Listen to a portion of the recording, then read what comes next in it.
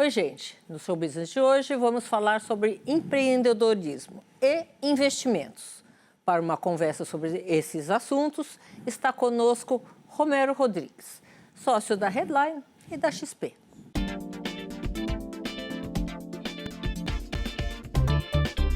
Há mais de 2 décadas empreendendo, ele ajudou a formar ao menos 9 unicórnios. É também cofundador do Buscapé, que foi adquirida por 374 milhões de dólares. Uma das maiores transações feitas por uma startup brasileira. Vamos falar agora com Romero Rodrigues, sócio da Headline e da XP. Boa noite, Romero. Obrigada por ter aceito o nosso convite. Obrigado. E vou te explorar hoje na área tecnológica. Vamos embora. Muito. Na área de tecnologia hoje, no mundo, parece que existe uma escassez enorme de mão de obra. É verdade isso? É verdade. O maior gargalo que existe hoje, Brasil e mundo, é gente talentosa para startup. E não à toa, o investimento feito numa startup durante todo o começo da vida dela é sempre em gente. Então, quando eu invisto numa startup, a gente faz cheques que começam em 5 milhões de reais, vão até 50 milhões de reais. Esse dinheiro vira tudo contratação de gente talentosa. Então, não só nas áreas de engenharia, que são bem óbvias, mas em todas as áreas imagináveis. Então, comercial, marketing, né, e growth, crescimento, até mesmo no back-office, no administrativo. E como é que isso vai se equilibrar? Você tem ideia? Na verdade, acaba gerando uma inflação na parte de salários, né? No último ano, a gente viu um rouba-monte de talento. Então, uma empresa levanta mais dinheiro, toma colaborador da outra empresa, a outra levanta mais dinheiro, toma de volta e assim por diante. O home office, que poderia eventualmente ajudar, e no primeiro momento ajudou, porque quando você tem o home office, as empresas podiam começar a contratar fora da região onde elas tinham um escritório, num segundo momento atrapalhou. Por quê? Porque a primeira onda foi, poxa, eu tenho uma startup em São Paulo, uma empresa grande em São Paulo, eu vou começar a contratar, por causa da pandemia, pessoas no Brasil inteiro. E foi bacana, consegui resolver o problema de curto prazo. Mas, num segundo momento, as empresas globais perceberam que podiam contratar pessoas em qualquer lugar do mundo, principalmente para tecnologia, porque você não tem problema de linguagem.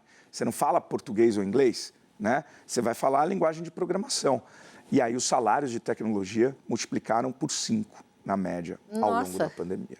Isso inviabilizou alguns projetos? O que aconteceu? Não inviabilizou, mas tornou mais difícil para os empreendedores contratarem o time que eles queriam e levou mais tempo para eles conseguirem montar esse time para trazer... Quantos projetos você está tocando? Olha, hoje eu estou envolvido nos fundos Redpoint 1, Redpoint 2, que tem 62 empresas investidas. E agora acabei de montar com a XP o Headline 3, que é um fundo de R$1 bilhão, para investir em 25 companhias.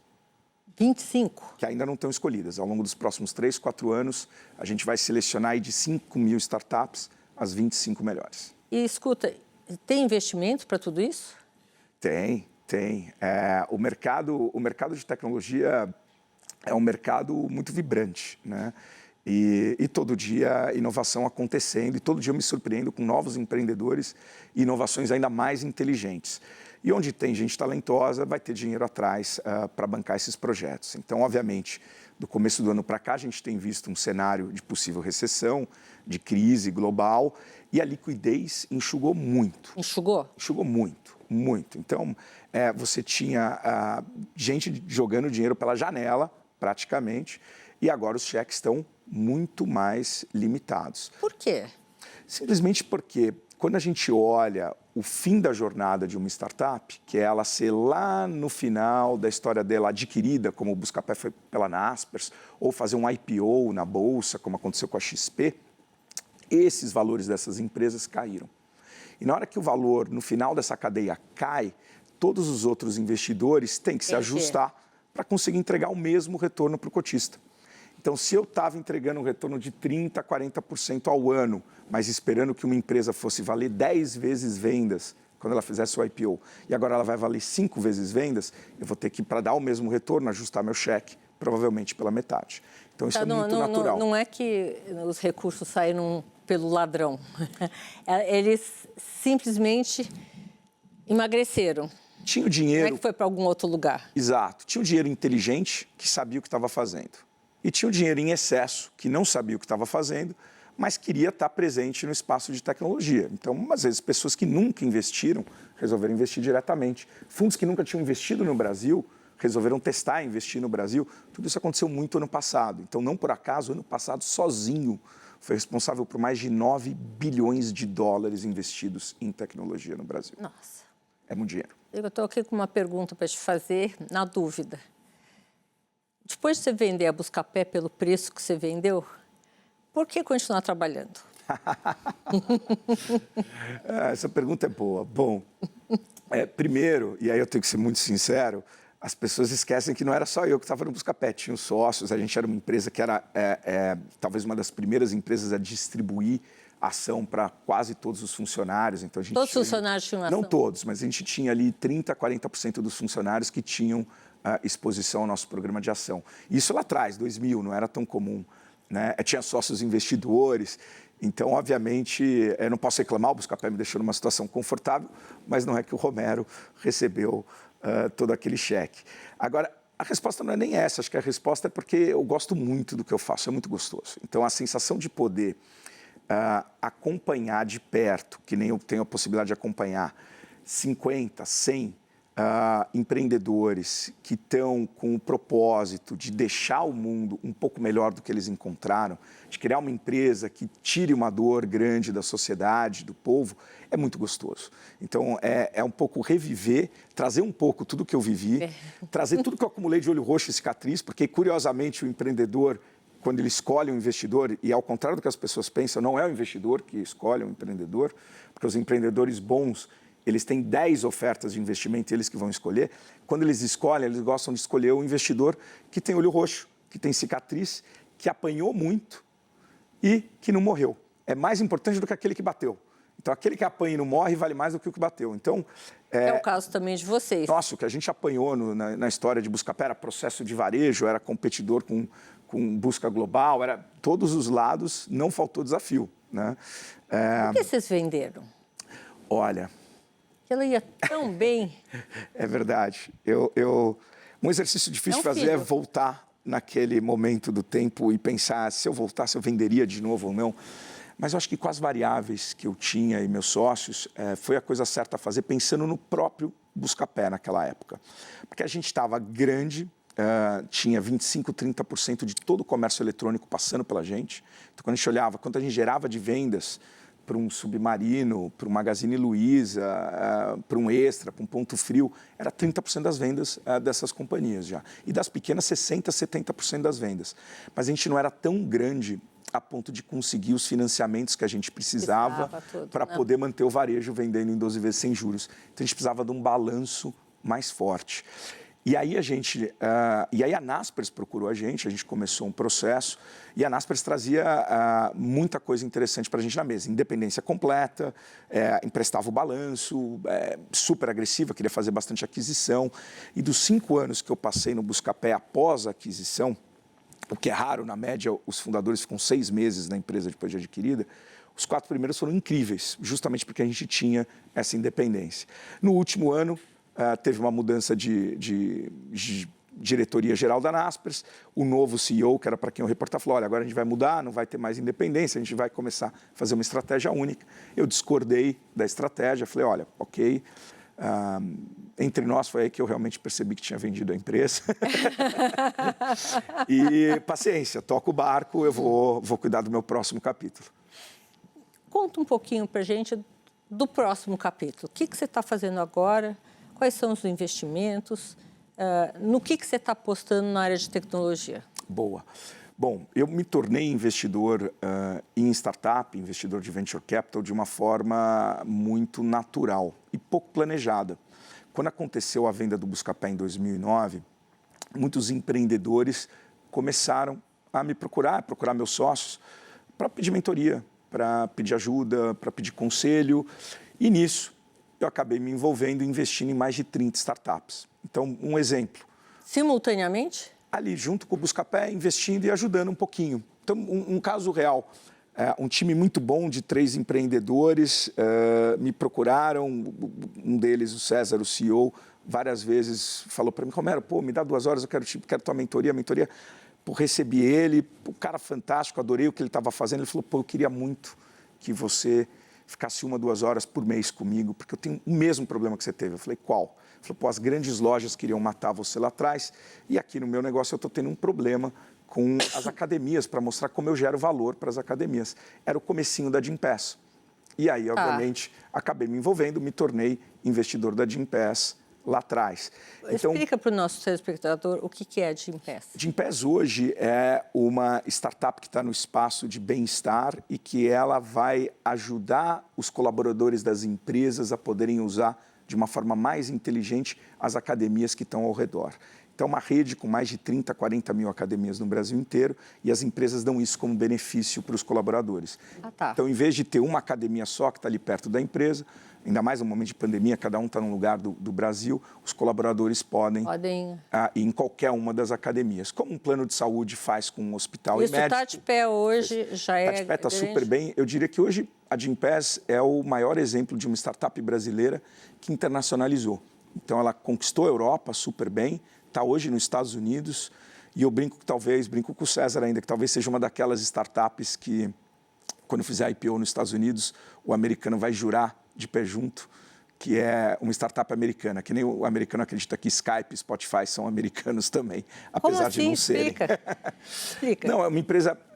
Empresas de tecnologia que são super bem-sucedidas nos Estados Unidos geralmente ganham esse status de o público americano falar assim, não, pô, essa é uma empresa americana. E depois eles vão descobrir que, na verdade, por causa do sucesso também, né? Eles vão descobrir, na verdade, que era uma empresa europeia, uma empresa de outro mercado, mas foi tão bem-sucedida nos Estados Unidos, como ela está listada nos Estados Unidos, ela acredita onde que ela incorpora e fica gordinha, né? Exato. Romero, vou te interromper um minutinho e a gente volta já já. No próximo bloco, continuamos a nossa conversa com Romero Rodrigues, sócio da Headline e da XP.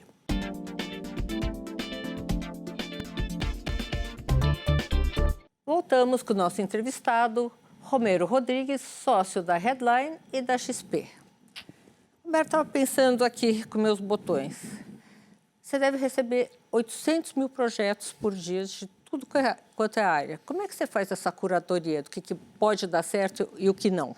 Olha, Sônia, é um trabalho contínuo. A gente recebe cerca de 1.500 projetos por ano para escolher 5 ou 6, ou seja, 200 para 1.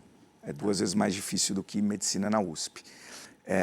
E a gente investe num estágio muito específico, que é depois que a startup já está no ar, já tem audiência e está começando a ter receita. É depois do que a gente chama de vale da morte. Exato. Então, antes do momento, as startups que chegam até o estágio que a gente assina um cheque, elas já são sobreviventes, porque 80% morrem antes. Você ia falar, passaram pelo Vale da Morte. Vale da Morte, exato. Elas passam pelo Vale da Morte, a gente investe logo depois, e 80% já morreu. Mesmo assim, de tudo que a gente investe, 1/3 vai morrer. 1/3 anda de lado, e o último 1/3 vão ser empresas, companhias gigantescas. Então, venture capital, no final do dia, é apostar alto.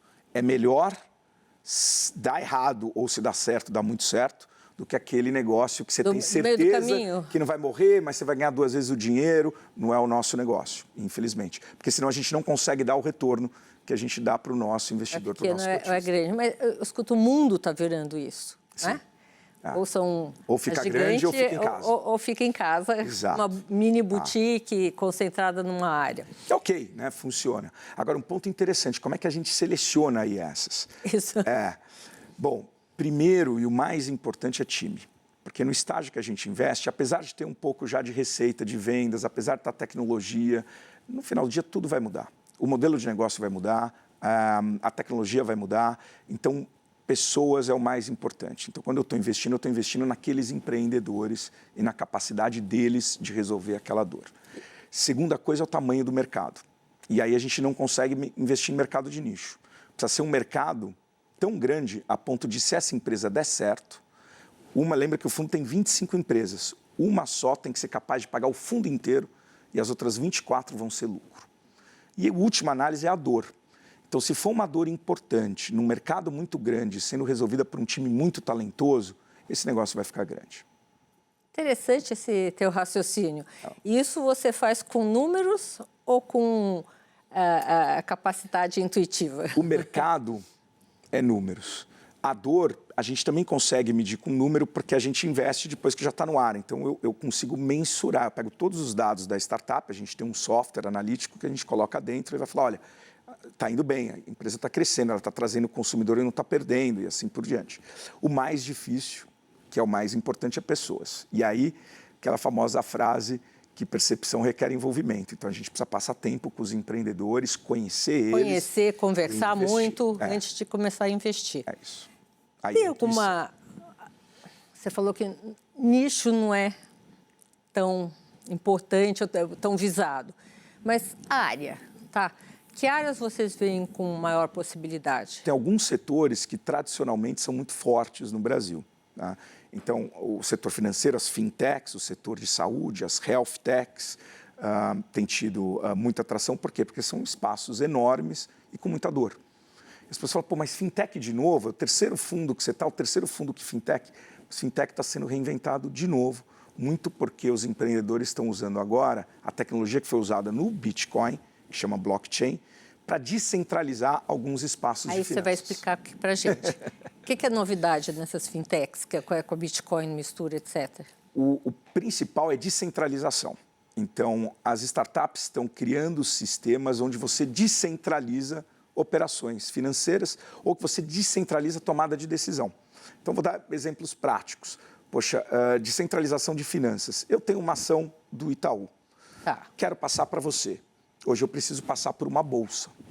Tem startups trabalhando para que eu não precise passar por uma bolsa, eu simplesmente dou ela para você. E eu tiro esse não é capital aberto. Esse cara do não meio. É capital aberto. Mesmo de capital aberto, eventualmente. Mas o ponto é, eu não preciso mais ter... capital aberto, você pode fazer isso? Ainda não. Tá. Mas tem empresas trabalhando para isso. Ou seja, a ideia é, eu quero tirar um banco de dados central onde são negociadas as transações. Governança. Um exemplo simples, poxa, clube ou cartório, a gente nunca vai... clube ou condomínio, cartório até é uma dor mais legal. Nunca vai na reunião, tem que ser lá 7 da noite, clube também, fazer um monte de coisa com o dinheiro do clube, a gente não sabe o que está acontecendo. Por que não tem um sistema de votação no blockchain, onde você está descentralizado, as pessoas tomando decisões de governança sobre aquilo que é pertinente na vida delas? Ou informações que hoje estão distribuídas, não estão centralizadas. Com home office, com... Hoje você tem até soluções que buscam trazer esse tipo de transparência, mas não conseguem trazer de uma forma 100% transparente porque elas são centralizadas, não são distribuídas. E às vezes você tem coisas distribuídas como cartório, que é um caos, que deveria ou estar centralizado ou de uma forma mais inteligente, que continue distribuído, mas que esteja conectado. Que eu possa ter uma forma muito mais simples com o outro e saber de eu o que transferir você um imóvel. Exato. Então, a tokenização, que é, no fundo, pegar ativos e quebrar eles em pedacinhos e permitir que esses pedacinhos possam ser comprados e vendidos por diferentes pessoas, é algo que também está entrando muito em foco agora. Seja a tokenização... Vou te provocar aqui. Né? Ninguém imaginou que teríamos essa pandemia do tamanho que nós tivemos, né? E ninguém imagina nesse sistema de blockchain que um dia possa faltar energia e o sistema desaparece. Tem um backup? A vantagem de ser descentralizado é que, por mais que caiam vários computadores, você tem todo aquele banco de dados distribuídos em toda a rede. Também. Então, hoje... Isso seria um hedge. Seria um hedge já natural. Então, é um sistema, nesse aspecto, muito resiliente, porque ninguém é o dono central de um banco de dados. Ao contrário do que a gente viveu na última década, onde tudo era centralizado, se aquele servidor central daquela empresa sofresse um ataque de hacker, como a gente viu algumas empresas sofrendo, não tem o que fazer. Você fica completamente refém. Entendi. Ou se aquilo é destruído, você não tem backup, não tem... Exato. Então, no fundo, o sistema distribuído ele é ainda mais resiliente. Faz um equilíbrio. Um hedge natural. Dessa corrida pela tecnologia nova, pela invenção, existem muitos projetos sendo replicados pelo mundo simultaneamente, que um não sabe do outro? Olha, a gente até sai da tecnologia aqui e começa a falar de uma consciência mais global, mas é muito curioso como as ideias elas surgem e pipocam ao mesmo tempo. Exatamente como você descreveu. E no mesmo caminho, né? O mesmo caminho, só que É realmente uma consciência global, é muito, muito curioso. O próprio Buscapé, a gente começa o Buscapé lá em 98, 99, não existia nenhum site de comparação no mundo. Aí o primeiro, no mundo. Aí o primeiro é lançado nos Estados Unidos, que chamava MySimon. A gente corre, lança o Buscapé foi o segundo. Aí depois de alguns meses na Europa aparece o Kelku. Aí aparece nos Estados Unidos mais 2 ou 3, que era o Deal Time, o Shopping.com. Isso independentemente de um saber do outro? Eu conheço todos os fundadores. Tá. Obviamente, 25 anos fazendo isso, conheci todos, alguns são amigos meus até hoje. E você escuta a história de todos, nenhum se inspirou no outro. E você olha os sites na época que eles foram lançados, eles são, até as colunas, eles são idênticos. Então, assim, as ideias elas surgem simultaneamente no mundo todo, eu não sei. A gente precisa trazer alguém menos técnico e mais esotérico para explicar para a gente, mas acontece. Eu imaginando também nesse novo mundo, nessas invenções simultâneas, eu fico pensando, o brasileiro, ele tem uma resiliência, uma formação, na minha opinião, ele dá muito mais, nos dá, né? Muito mais capacidade de inventar. Porque convivemos com inflação, convivemos com mudança de regra a cada 5 segundos, convivemos com um sistema fiscal enlouquecedor, coisa que outras pessoas não passaram por isso. Que, aliás, é o que os Estados Unidos hoje está passando no quesito inflação. Nunca tinham visto. Nunca tinham visto inflação, estão quase infartando, não tem como lidar, não tem sistemas para lidar. É muito difícil, né? Essa criatividade brasileira, você acha que ela vai se destacar nos próximos anos? Certeza absoluta. Eu tenho a sorte de ter a XP como sócia, mas também tenho outros 2 sócios, que é a Headline e a Redpoint, que são fundos consagradíssimos do Vale do Silício, que também estão na China. Então, eu tenho essa possibilidade de comparar um pouquinho os empreendedores, os melhores empreendedores das regiões. E o brasileiro não deve nada para um empreendedor primeira linha brasileiro, para o primeira linha americano ou chinês, não deve nada. Pelo contrário, ele tem justamente essa resiliência, eu falo que é adaptabilidade, né? E por que isso? Vem justamente por causa desse cenário de volatilidade e de incerteza do Brasil. O americano ele vai para uma aula em Stanford, que eu tive minha alma mater, tive a oportunidade de já ter aula lá, e tem um framework, tem uma receita de bolo. Você vai fazer isso, isso, isso, aí você vai estar faturando tanto. Quando você estiver faturando tanto, vai aparecer 5 fundos te escrevendo um cheque de X vezes o teu faturamento, papapá. Aí você olha aquilo como brasileiro e fala assim, tá, mas no Brasil eu tenho que ter um plano B, não tem como. Plano B, C, D, E. Eu preciso ter um plano B. Então, os próximos 3 anos vão ser anos de chacoalhada. Liquidez secou, as startups estão tendo dificuldade para levantar dinheiro, os valuations estão caindo, mas, por incrível que pareça, tudo isso é bom. Se a gente olha, mesmo nos Estados Unidos, os 50 anos que existem de venture capital e pega os momentos de recessão americana, que foram 3 grandes momentos, são as 3 melhores safras de empresas de tecnologia, são as empresas mais robustas. Né? Recessão da década de 70, Apple e Microsoft, no ano 2000, Google, Tesla, Mercado Livre, Buscapé aqui na América Latina, 2010, tudo que tem no celular. Uber, Airbnb, economia compartilhada, estava em crise, e tudo que é social, Instagram, WhatsApp, Pinterest, surgiram durante a crise. Então, a crise justamente faz com que o empreendedor resiliente, que não é aquele que necessariamente é bom de captar dinheiro, é aquele que é bom de operar, de executar, de criar valor, esse vai se destacar. Que é isso que você procura, né? Sempre. O que você me diria sobre o quesito juros altos e investimentos em startups? Olha, em geral, juros altos torna muito difícil para um fundo captar. A gente teve um sucesso muito grande agora recente com a XP captando esse fundo de quase R$1 bilhão, mas ele fica mais difícil. Por quê? Porque o custo de oportunidade é alto. Se o juros está 2, o investidor começa a se coçar e fala, pô, eu preciso de alguma coisa que dê mais retorno. Eu vou tentar investir em startup, vou fazer venture capital, porque vai me dar 25%, 30%, 35% de retorno. Na hora que o juros está em... Ou 0, né? Ou 0, você escolheu o gestor errado. Se o juros está em 14, que fala, pô, será que vale a pena eu correr mais risco, o dinheiro ficar preso 10 anos para eu ganhar 10% a mais por ano? Mas o contraintuitivo é, justamente quando é difícil de captar, é o melhor momento de investir.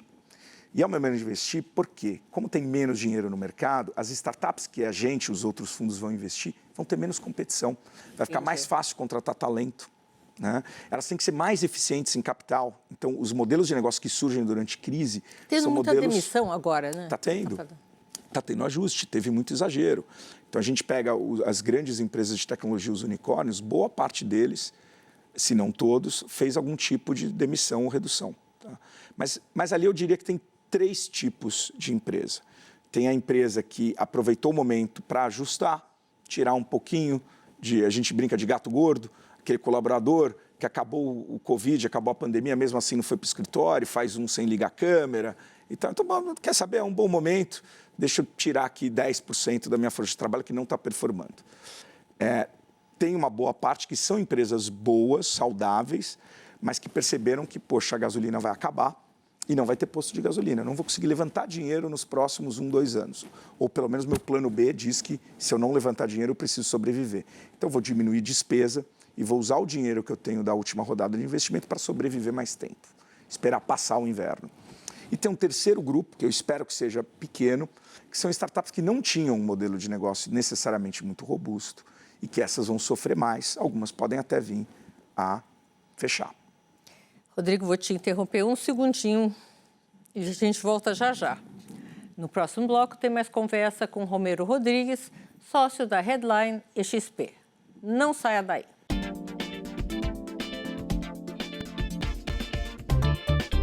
Voltamos com Romero Rodrigues, sócio da Headline e XP. Romero, estamos falando sobre inconsciente coletivo, voltando um pouquinho nessa toada, e como isso influencia a criação hoje tão rápida de coisas semelhantes pelo mundo. Você acha que vai ter problemas de direitos autorais? Eu costumo brincar aqui e falo, a ideia é de quem faz. O que eu quero dizer com isso? Eu lembro ao longo da história do Buscapé ter recebido algumas vezes e-mails muito carinhosos de pessoas que falavam assim, olha, pô, que bacana, eu acompanho o Buscapé desde o começo, você sabe que na mesma época que você e teus sócios tiveram a ideia, eu tive a mesma ideia e pô, foi quase. E eu falo, poxa, obrigado e tal, agradeço, mas eu penso comigo, quase, pô, foram 17 anos trabalhando sábado, domingo, das 8 da manhã às 9 da noite. Não teve nada de quase na história do Buscapé. Não. Foi sofrido pra caramba. Então, eu acho que a questão do direito autoral, ela está cada vez mais fraca nesse sentido. Exemplo, começo da história do Buscapé, naquele primeiro ciclo de digital, 25 anos atrás, as pessoas não gostavam de falar ideia. Porque eu falavam assim, eu não vou falar ideia que alguém vai me copiar. E isso caiu por água abaixo. Hoje o founder conta a ideia dele, mesmo antes de chamar o primeiro sócio, mesmo antes de ter o produto no ar, mesmo antes de estar rodando. Porque hoje as pessoas sabem que não adianta a ideia. A ideia vem para um monte de gente ao mesmo tempo. Quem ganha não é quem tem ideia boa. Quem ganha é quem sabe executar bem. E faz aquela ideia virar realidade. E se não tiver ideia, também não consegue execução, não, né? Mas você tem excelentes empreendedores que não precisaram ter a ideia original. Eles olharam o que estava acontecendo nos Estados Unidos, na China, e falaram, pô, no Brasil tem uma dor parecida, eu vou adaptar isso e trazer para o Brasil. 9 de 10 modelos de negócio que a gente olha, nossos sócios no Vale do Silício já viram 2, 3 anos antes. Por isso que é tão valioso ter eles no nosso fundo. Porque é um pouco investir no passado, sabe? A gente olha o futuro, volta e investe. Agora, 1, 2 a cada 10... é o que eu brinco, são os nossos açaís, né? Não são nem jabuticabas, porque a jabuticaba não internacionalizou, o açaí internacionalizou. Então foi mais bem sucedido. Me explica o mistério da sobrevivência do Vale do Silício, mesmo com a China tentando copiar em todos os sentidos. Cai um pouco de volta para o elemento mais importante de inovação e tecnologia que tem, que é pessoas. Então, o que o Vale consegue fazer, e é muito especial, é reter e continuar atraindo pessoas muito talentosas para lá. E isso acontece porque você tem uma combinação muito boa de mercado privado e academia. Então, você tem Stanford, você tem todo aquele núcleo, Berkeley, todo aquele núcleo acadêmico que produz muito talento, e você tem todas as empresas ali em volta que mantêm e remuneram bem esse talento. Então, isso cria um ciclo virtuoso muito Positivo. Positivo. Muito E forte. muitos anos, né? Por muitos anos. Na China tem algum parecido? Tem, você tem alguns ecossistemas parecidos, inclusive não só de software. Shenzhen, por exemplo, é um ecossistema de hardware, é como um Silicon Valley na China, só que é muito focado em empresas de hardware. A Tencent tem um headquarter lá, que é a maior empresa chinesa, investida da Naspers, que comprou o Buscapé também. E aí, obviamente, Beijing, você vai ter polos importantes de tecnologia. Mas nisso eles não conseguiram ainda superar os americanos. Na Europa existe algum polo parecido? Europa tem. Você tem Paris como um polo interessante, proeminente. Berlim é muito forte, porque na primeira geração teve startups muito importantes europeias que tinham base em Berlim. E Londres sempre também cria gravidade. Agora, a China ela tem um mercado muito fechado. Né? Então, é muito difícil para uma empresa de tecnologia entrar na China. Você vê a dificuldade que foi Google, de uma sair Facebook. E da empresa de tecnologia de lá sair? Menos dificuldade. O mundo ocidental é mais aberto. Mas esse fato da China ser fechada para proteger o seu próprio mercado faz com que a gente não tenha muita conexão de China com o Vale do Silício como poderia existir. Interessante. Aqui na América Latina? Na América Latina, sem dúvida nenhuma, São Paulo acaba sendo um mercado super importante. Talvez o grande polo nacional, mas o que a gente vê, e é curioso, e como consequência do Covid, é que isso está se dissipando. A startup, no estágio que a gente investe, ela costumava estar em São Paulo ou Rio com um espaço num coworking. Não está mais. Porque não faz sentido, está todo mundo remoto, os desenvolvedores, os engenheiros estão remotos. Então, essa startup está espalhada pelo Brasil inteiro, está sendo criada próximas de universidades. Então, a gente tem uma federal em Manaus, que é fortíssima em tecnologia, você tem Belo Horizonte, você tem Recife, tem Fortaleza e Salvador, faculdades boas, você tem no Sul, né? Você vai ter tanto em Florianópolis quanto Porto Alegre. Então, esses outros hubs estão começando a ferver, e grande parte da nossa tese, o motivo pelo qual a gente se associou também um dos com a XP, é que como a gente acredita que essa startup não vai estar mais necessariamente em São Paulo, como que eu encontro ela? E aí a gente pode usar a rede de 10 mil assessores da XP, que hoje originam e trazem startups para a gente analisar. Então, para você ter ideia, o fundo está ativo há 1 mês e meio, e a gente esperava receber 1.200 startups por ano. A gente já está com 650 startups em 40 dias no nosso funil de análise. Eu estou sem dormir, é dia e noite analisando startup. Ou seja, o que eu previa para 6 meses aconteceu em 40 dias. Isso é muito interessante. E a maioria não está em São Paulo, Rio de Janeiro. Tá em founders, às vezes, espalhados, cada um num lugar.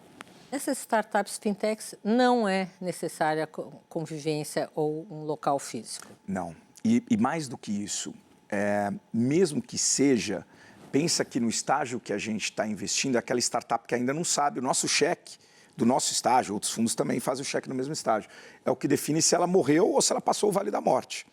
Então, não faz sentido ele gastar dinheiro com o escritório naquele momento. É muito melhor deixar todo mundo remoto. Até porque é mais caro contratar presencial hoje.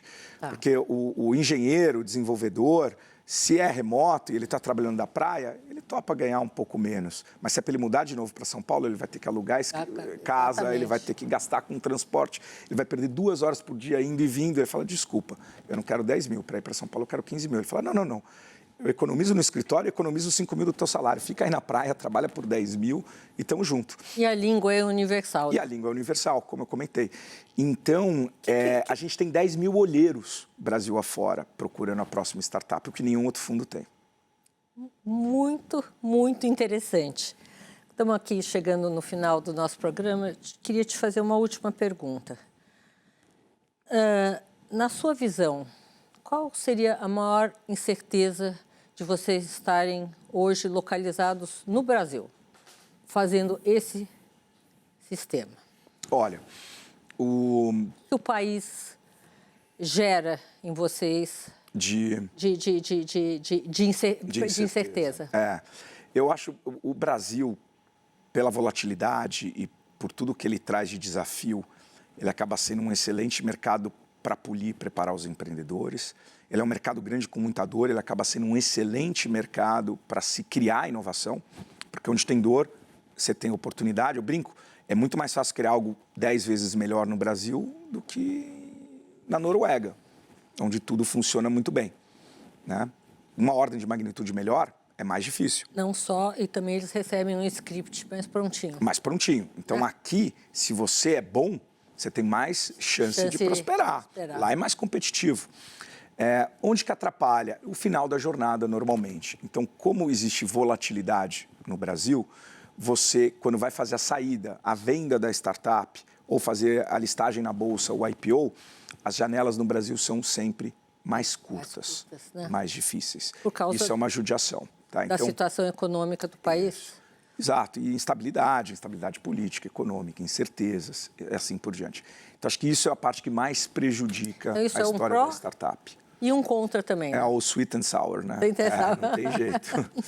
Olha, Romero, muito obrigada pela sua participação. Queria vê-lo outras vezes aqui no programa. Eu pensei assim, bom, para saber todas as novidades, vou ter que entrevistar ele a cada 6 meses. Não, Vambora. É a cada 1 hora. É muito curto. Adorei. Obrigada. Como sempre. Obrigado mais uma vez. Namastê.